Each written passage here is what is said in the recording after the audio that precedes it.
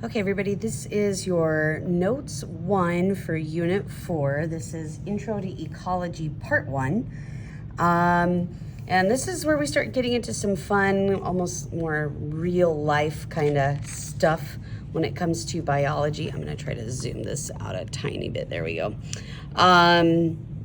Where you can apply this more, you see this more in living things. And so we're going to study big picture, and then we're going to start to zoom in and look at more focused and kind of smaller parts of life again. But the branch of biology that we're looking at is ecology.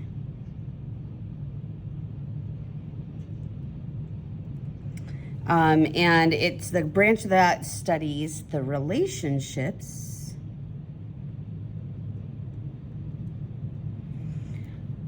between living things and their physical environment.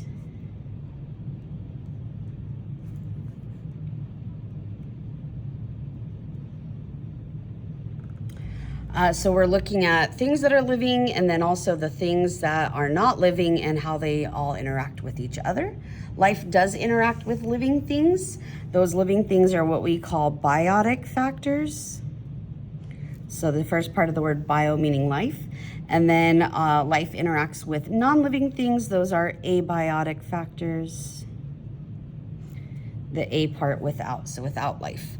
The abiotic factors typically will include things like the air, maybe it's air quality or air in general, temperature. We want to be specific when we are talking about temperature. So if we're looking at temperature, what are the temperatures? What is a range? What's a good range of temperature? And then also maybe even access to water. Those are all just examples of abiotic factors. Biotic factors are more of the living things, so maybe they're plants and maybe some bacteria and probably some other stuff in there too, but those are all the different types of biotic factors, living factors that interact with other living things that we would be looking at. So in each of these pictures here below, we can see lots of biotic and abiotic factors. It's a little bit harder to tell when it's printed in black and white, but we've got some forests, some trees. We have some water running through. There's probably some rocks in there. We can see clouds. So those are some of the abiotic factors. The trees would be biotic because they're with life. If there's any animals in the trees, birds flying through the air would be biotic, fish swimming, that kind of thing. Here we have more of like a grasslands kind of an area. It's hard to tell if that's water or not back there. It could just be more grasslands. I don't know, it's really hard to tell, but we do have animals. We have trees, we have grass, we have shrubs or brush over here. So lots of biotic. Abiotic would be the soil, the dirt, the rocks. If these are rocky mountains, which they're probably not rocky mountains, but you understand what I'm saying there. Here we've got fungi, so some different types of mushrooms. Those are living. Lots of anything, bacteria that might be hiding around in the soil or anywhere else around here. Those are all living things too. We've got fish in the water here, coral, which if you have not done any research on coral yet, maybe you'll look that up, especially if you are going to be using this biome for your project. But lots of biotic and abiotic factors living in there too. Some case studies that we kind of take a look at here. Ecologists kind of look at these a little more closely too. I'm going to try to zoom in a little bit here. So in this example, the red kangaroo, we are looking at kangaroos per kilometer squared, so per land area. The climate in northern Australia, hot and wet with seasonal drought up here. And then down here we have southern Australia, has cool, moist winters, warm, dry summers. So I'm seeing a little bit of hot and wet, seasonal drought, cool, moist winters, warm, dry summers. And then over here in southeastern Australia, wet, cool climate. And same thing over here, Tasmania is kind of in that same shaded color here. And it looks like that's where we would see the the lower numbers, the smaller populations. And here you can see it says red kangaroos occur in most semi-arid and arid regions of the interior where precipitation is relatively low and variable from year to year. So the red kangaroos, when we go to study the red kangaroos, the reason why we're looking at that is we don't want to look for them in these areas here that are a little bit more they're going to receive more precipitation. We want to go in the kind of drier areas here because that's the kind of climate that they prefer. So this is stuff that scientists will look at. They look at why are they going here? What about the biotic factors and the abiotic factors, especially the abiotic factors? What is it that they prefer here in these climates that they don't prefer in other parts with other different types of climates? Here we have the great-tailed grackle expansion. So you can see, it's a little bit trickier to see, but in this, here we go, the key over here, the legend. So new areas occupied, these different shaded areas are areas that were occupied based on the year. So in 1974, a little bit closer to the border, and then 1989 they start to migrate a little bit more north, and then 1996 they're starting to migrate a little bit more north and a little bit more west. Here's a little bit more up here too. So it looks like they are migrating more north, and one of the things that we would want to think about and ask is why. Is it something that has to do with their food source? Do they have enough food, or are they moving north because that's where their food is? Are they moving north because that is where they want to live climate-wise, because the climate is easier for them or better for them, better suited for them? So just different things to kind of think about when it comes to climate, when it comes to living things and all of the factors. There are more factors than you probably think about where you would want to consider those factors in the life of different organisms. So we're going to flip this guy over. Zoom out a little bit here so you guys can see the actual notes. Let's see. Ecology is incredibly complex at each level of organization. We're gonna start small. So typically, we have an individual. This is the smallest that we would study when it comes to ecology. An individual. An individual would be something like one organism, like a single solitary elk. So in this picture here, you can see here's our individual, just one elk. As we get bigger in an ecosystem or even in a biome, what we're looking at is we are going to increase our numbers and maybe increase our factors, biotic factors as well, and abiotic factors too. So now if we want more than one organism, more than one elk, members of the same species living in that area, multiple elk, now what we're going to be looking at is their actual population. Now population, you have to understand, really does focus on that one species. So we're not looking at the elk plus the deer plus the rabbits plus the birds. It's just what's the population of the elk, because they're all part of the same species and they all have to be living in the same area. So you're not going to look at the population of elk living in up near Bonners Ferry and then compare that to the population of elk living down on the Palouse somewhere south of Moscow or in that area. Those are completely different areas, so we're completely different populations because they are facing different factors and different different things that affect their life and their patterns of living. But then we can go from bigger from there. We can kind of expand from there and not just look at the population of elk, but if we start to include some of those other animals or other living things, then we start looking at a community. So a community would be all the living things, and only the living things in that area. So now we're looking at the elk, the deer, the birds, the rabbits, the fish, the bacteria, the fungi, the trees, the grass, everything that's living in that area. And then when we start to take into account the living and the non-living, so the biotic and the abiotic factors, well, then that is when we start calling it an ecosystem. So then we look at a little bit more broad of an area and of a situation there. And then if we start looking at lots of different ecosystems all interacting together, then that becomes our biome that we study. And I know you guys have heard of biomes before. Your assignment today and tomorrow and Wednesday is your biome project. You're gonna start with one biome and then zoom in. So we're gonna work backwards from this list. But you are gonna start with a biome and then specifically focus in on an ecosystem, and eventually an individual, you're gonna give some pretty specific information there. But a biome is just lots of different ecosystems interacting together.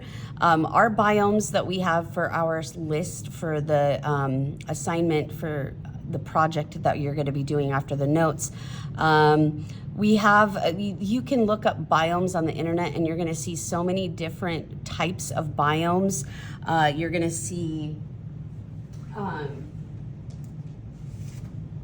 you're gonna see all kinds of names, and a lot of times those names can be repetitive, or maybe they're worded differently based on different different sources that you use.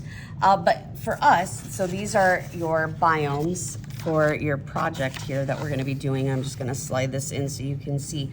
For us, our biomes, we're gonna look at it broken down based by latitude. So when we're looking at latitude, these are the degrees that we're looking at, 0 to 30.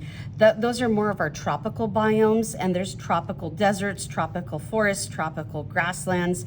These are examples. These are not what you are specifically using for your project. These are just examples. So the Sahara Desert would be found within this latitude. That's an example of a tropical desert because it's within that latitude. Temperate biomes are within the latitude of 30 to 60 degrees north or south. We have desert like in Arizona. We have forests like North Idaho type forests. And then we have grasslands like our prairies when you're heading out towards like the Dakotas in that area. Again, these are not what you are specifically going to be looking up. You should be using other locations other than these locations that I have here. These are just examples.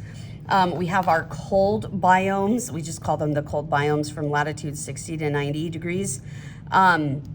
But this would be like an example of this would be the Gobi Desert. So it does get very cold.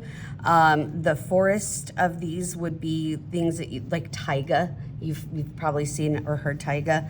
But those kinds of forests are what we're talking about here, especially higher up in like Alaska and parts of Canada. And then grasslands, the Russian steppes and just tundra in general. So if you are looking at tundra, that's fine. Maybe just zoom in on a very particular location, but try to avoid just these examples and get very specific that are not just this. And then we have some aquatic biomes that we like to try to break down into deep ocean, the coastal ranges, and then freshwater biomes, because the life is going to be different in all of those. So again, we break up our biomes based on latitudes. That's what we're going to be using to research for our projects.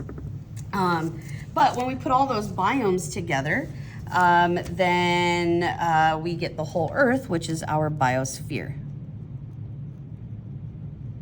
And there we have it. So going from biggest to smallest, smallest to biggest, that's what we're focusing on when we are studying ecology. Ecology is also interested in the energy flow within an ecosystem. This is incredibly important, especially when it comes to, you have to understand energy is needed for all living things just to be able to survive. We often think of food as something that's fun, and sometimes maybe it's not a chore, it's just a recreational activity. You could sit and watch a movie on Netflix and be eating a whole bag of chips and don't even realize you ate the whole bag of chips. But in reality, the consumption of food for energy or getting our energy is a really big deal, and for a lot of organisms can be a little bit of a trying ordeal. But a lot of times we'll create food chains. You guys have seen food chains, I'm sure, before in other science classes. We will make food chains that become complex food webs. And you're going to be doing this in your assignment later after the notes too. And those food chains and then more complex food webs help us to describe our energy interactions more or along the lines of predator-prey relationships. And we'll study more of those predator-prey relationships tomorrow in notes too. But energy cannot be created or destroyed. We have to remember that.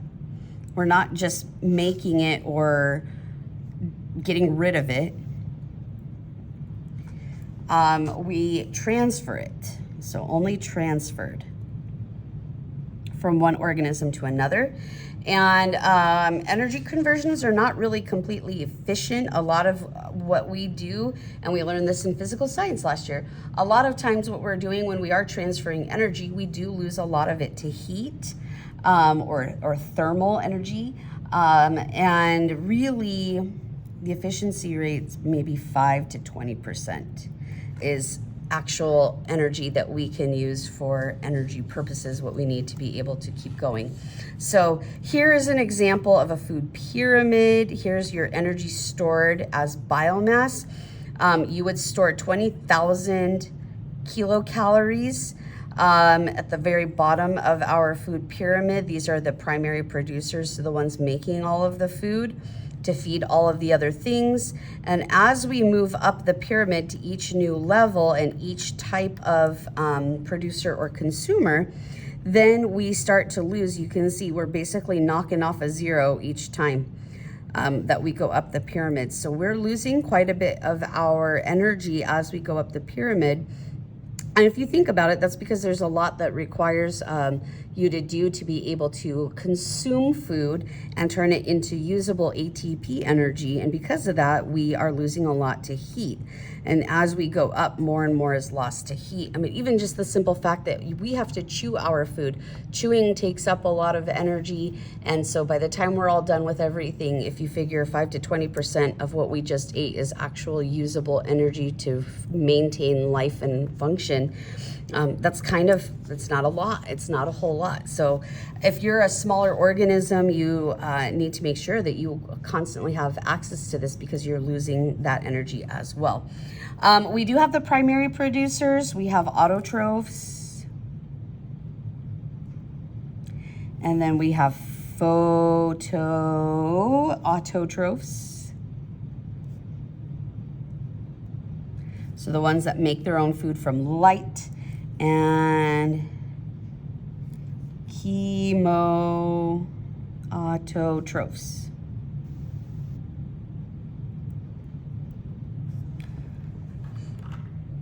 Not from light. Okay, consumers, we have, those are heterotrophs. And we'll go with herbivores first. So the things that eat the plants, carnivores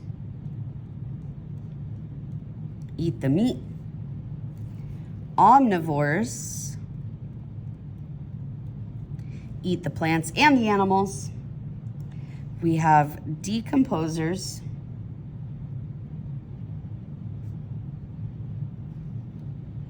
So decomposers kind of help to take and break down things, waste and dead matter.